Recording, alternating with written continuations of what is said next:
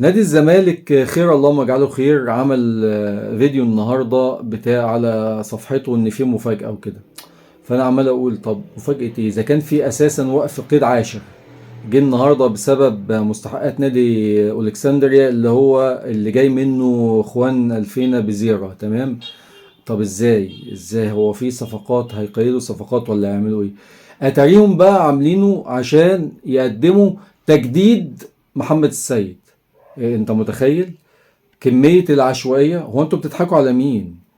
يعني انتوا هو في ايه بالظبط؟ هو انتوا بتعملوا فيديو علشان تجديد محمد السيد؟ طب يا سيدي مبروك، 3 سنين جددتوا له، 3 سنين، ألف مليون مبروك، فرحنا لكم والله.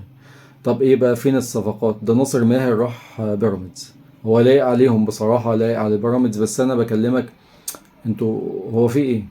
هو الناس بتضحك على مين؟ هو انتوا كل يعني ده على كده بقى النظام الجديد بقى، مثلا لو حد في الإدارة شرب قهوة ولا حاجة يعملوا له فيديو، تقديم لفيديو. ما تصحوا شوية يا جماعة، ما تسيبوكم من الكلام ده، بتضحكوا على الناس ولا بتعملوا ايه بالظبط؟ مش عارف والله.